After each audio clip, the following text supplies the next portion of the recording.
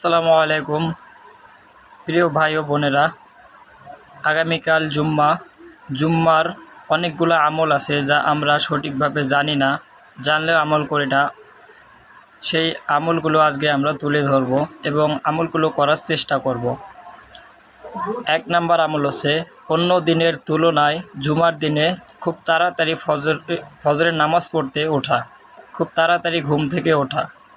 2 number গোসল করা মুস্তাহাব। 3 নাম্বার উত্তম ও পরিষ্কার কাপড় পরিধান করা। 4 নাম্বার পায়ে হেঁটে মসজিদে যাওয়া। 5 নাম্বার ইমাম সাহেবের কাছাকাছি বসা।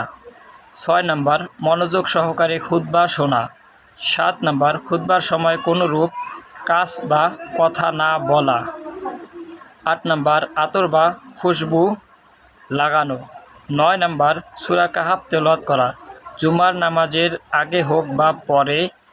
এরূপ করলে এক রেওয়াতে বর্ণনা অনুযায়ী তার জন্য তার থেকে কাবা শরীফ পর্যন্ত দীর্ঘ নূর প্রকাশ পাবে।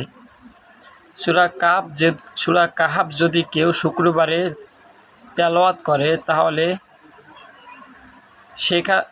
সে যেখানে তেলাওয়াত করছে সেখান থেকে কাবা শরীফ পর্যন্ত তার জন্য নূর প্রশস্ত হয়। 10 নাম্বার জুমার দিনে বেশি বেশি দরুদ শরীফ পাঠ করা। আমরা সকলেই জানি দরুদ শরীফ পাঠ করার অনেক ফজিলত, জুমার দিনে আরও অনেক বেশি ফজিলত। 11 নাম্বার 2 খুতবার মাঝখানে দোয়া করা। 12 নাম্বার সূর্য ডোবার কিছুক্ষণ পূর্বে দোয়া করা। এই 2 সময়ে দোয়া কবুল হওয়ার সম্ভাবনা অনেক বেশি, তাই আমরা এই 2 সময়ে বেশি বেশি দোয়া করব। 13 নম্বর জুম্মার দিনে চুল কাটা, নখ কাটা, বগল ও নাভির নিচে পশম সাফ করা। এ সম্পর্কে অনেক ফজিলত বর্ণনা হয়েছে। 14 নম্বর জুমার দিনে জুমার নামাজের জন্য যত শীঘ্রই মসজিদে যাবে তত বেশি সওয়াব হবে। সর্বপ্রথম যে যাবে একটা উট কুরবানি সওয়াব পাবে।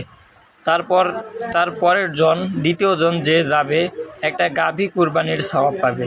তৃতীয় জন যে যাবে দুব্বা কুরবানির সওয়াব পাবে। চতুর্থ জন যে যাবে মুরগি দানের এবং তারপর যে যাবে ডিম দানের সওয়াব পাবে।